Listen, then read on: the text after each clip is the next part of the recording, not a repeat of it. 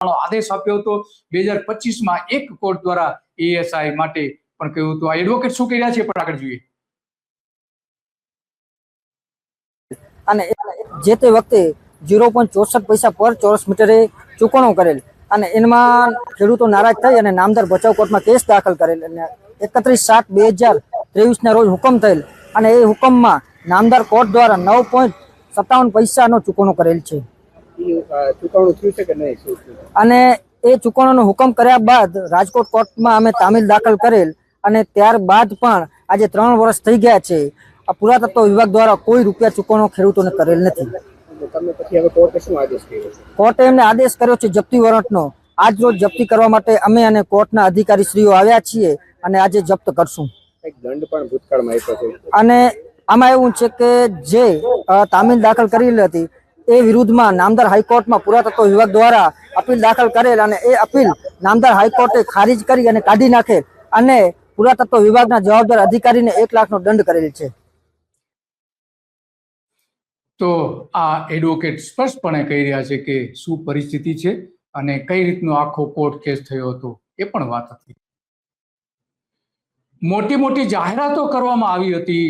અમિતાભ બચ્ચને પણ આની જાહેરાતો કરી હતી અને આખી દુનિયામાં એની જાહેર પબ્લિસિટી કરવામાં આવી હતી. જોઈએ અમિતાભ બચ્ચને એ સમય શું કર્યું. जो ये निशान है उन सभ्यताओं के जो आज से हजारों साल पहले यहाँ पर फल फूल रहे थे. धोलावीरा और लोथल. यहाँ आपको पदचिन्ह मिलेंगे इंडस वैली सिविलाइजेशन यानी कि सिंधु घाटी की सभ्यताओं के. ये खंडहर बता रहे हैं कि ये इमारत कितनी बुलंद थी और रहेगी. यहाँ खुशबू है सभ्यता की, विकास की, इंसान की विजय यात्रा की. यहाँ खुशबू है गुजरात की. यहाँ खुशबू है गुजरात की.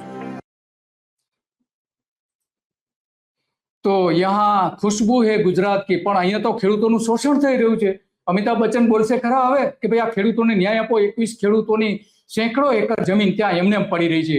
અને બીજી બાજુ જે ચુકાદો કોર્ટે આપેલો છે એમાં સ્પષ્ટ આદેશ આપેલો છે કે જમીન સંપાદન પ્રક્રિયામાં પારદર્શિતા જાળવો, સમયસર વળતર આપવો એ અત્યંત જરૂરી છે. આવું સ્પષ્ટપણે કોર્ટે કહ્યું છે. છતાં પણ આજે એમને જમીન આપવામાં આવતી નથી અને એટલા માટે આપણે આજે આ વાત કરીએ છીએ. અને તેના કેટલાક ખેડૂતો પણ જોડાઈ ગયા છે બીજા વધારાના. આપણે નેટવર્ક કપાઈ ગયું હતું તો એમની સાથે પણ વાત કરીએ. ખેડૂતો શું કહી રહ્યા છે? જી, શું કહો છો? તમારા શું પ્રશ્નો છે જરા ઝડપથી કહી દો. હાજી, ધોળાવીરા જે હડપ્પા સભ્યતા નીકળેલું છે. તમારું નામ શું છે? તમારું નામ? મારું નામ નાગજી પરમાર, ધોળાવીરાનો સ્થાનિક છું અહીંના. અને જે પુરાતત્વ વિભાગે જમીન સંપાદન કરેલી છે એમાં અમારી જમીનો ગયેલી છે. ટોટલ અમે 12 ખેડૂતો છીએ જેમની જમીન સંપાદન પુરાતત્વ વિભાગે 2004-05માં કલેક્ટર થ્રુ કરેલી અને એ સમય પ્રતિ સ્ક્વેર મીટરના 64 પૈસા રૂપિયા અમને આપવામાં આવેલા. ઓનલી ફોર 64 પૈસા. તો જે તે સમયે અમે સ્વીકારેલું નહીં અને કોર્ટના દરવાજા જ્યારે અમે ખખડાવ્યા તો કોર્ટે 2023માં ડિસિઝન આપેલું કે આ લોકોને પ્રોપર ન્યાય આપવામાં આવે. એના બદલ એમણે 9 રૂપિયા અને 57 પૈસા પ્રતિ સ્ક્વેર મીટરના કરવામાં આવેલા હતા. અને એ 2023 અને 2026 ચાલી રહ્યું છે. 3 વર્ષનો સમયગાળો વીત્યા છતાં પણ પુરાતત્વ વિભાગ અમને પૈસા આપતું નથી, જેની કોર્ટની અનાદર કરી રહ્યું છે પુરાતત્વ વિભાગના અધિકારીઓ. એના થકી હમણાં હાલે કોર્ટે, હાઈકોર્ટે જે અધિકારી છે એમને સજા પણ ફટકારેલી કે 1 લાખ રૂપિયાનો દંડ તમારે ચૂકવવાનું રહેશે. તો તમે સમજી શકો છો કે આર્કિયોલોજી સુપ્રિન્ટેન્ડન્ટને એમને એ સજા પણ ફટકારેલી છે. તો એ 1 લાખ રૂપિયા ભરી દીધા છે ખરા? હાલો, હાજી, 1 લાખ રૂપિયા ભરી દીધા છે ખરા? 1 લાખ રૂપિયા જે દંડ કરેલો છે એમાં?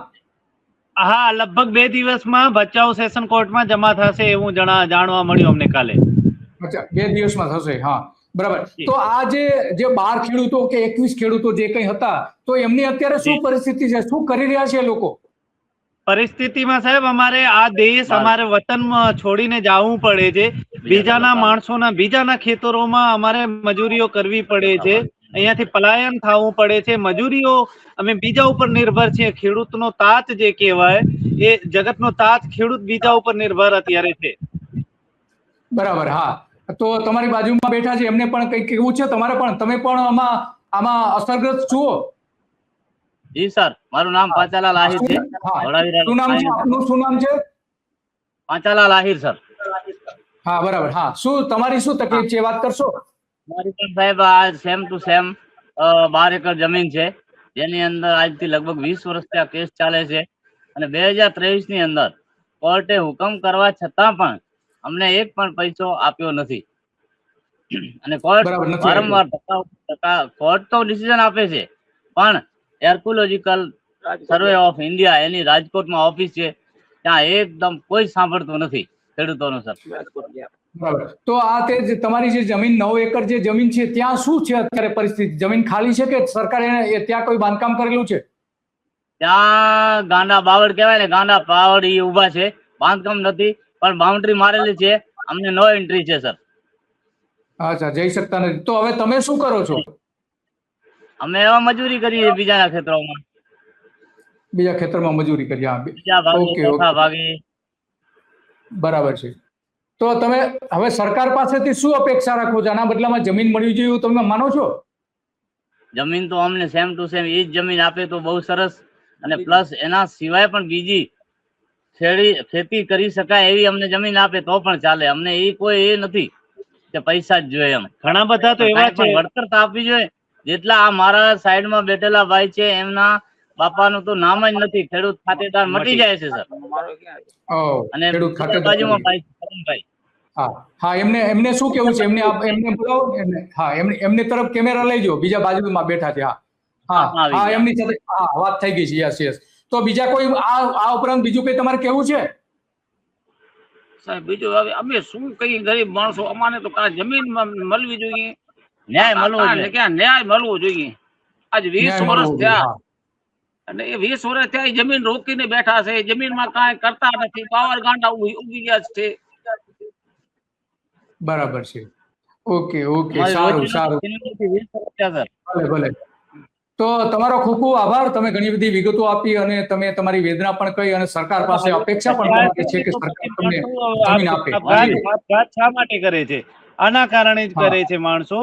જ્યારે વિચાર કરો કે અમે આવા વિસ્તારમાં પાકિસ્તાનના બોર્ડર નજીક રહીએ છીએ, ખેડૂતોને તો અમે પાયમાલ કરી નાખે. હા પાયમાલ કરી નાખે છે. અમે એને માણસો જ્યારે આપઘાત શા માટે કરે છે? આ કારણોથી જ કરે છે. જો આવા ન્યાય ના મળે, એ લોકોની આજીવિકા રોજીરોટી જો તમે છીનવી લ્યો અને બીજી રોજીરોટી ના આપો, તમે આ દેશનું આપણે કહીએ ને કે રોજીરોટી આપવા મળે, તમે ઈચ્છીએ છીએ કે રોજીરોટી મળે, આ તો જે રોજીરોટી છીનવી રહ્યા છે. ખેતી પ્રધાન દેશ છે સર. રોજીરોટી, હા, હા, બરાબર છે. અમારા હંગામની દોડે ની અંદર. હા, તો તમારો ખૂબ ખૂબ આભાર. તમે ઘણી બધી વિગતો આપી. ખૂબ ખૂબ આભાર આપનો. Thank you sir. Thank you. નમસ્કાર સર. જય જવાન. તો આ ધોળાવીરા કે જે પાકિસ્તાનની સરહદ ઉપર આવેલું છે અને ત્યાં આજે 20 વર્ષથી અન્યાયનો ભોગ બનેલા આ ખેડૂતો છે. કેટલાક ખેડૂતો 12 ખેડૂતો છે એવું કહી રહ્યા છે, કેટલાક કહે છે 21 ખેડૂતો આવા છે. અને એની જે જમીન લઈ લીધી સરકારે, એ જમીન એમને પડી છે, એનો કોઈ જ ઉપયોગ થતો નથી અને ખેડૂતો અત્યારે મજૂરી કરી રહ્યા છે.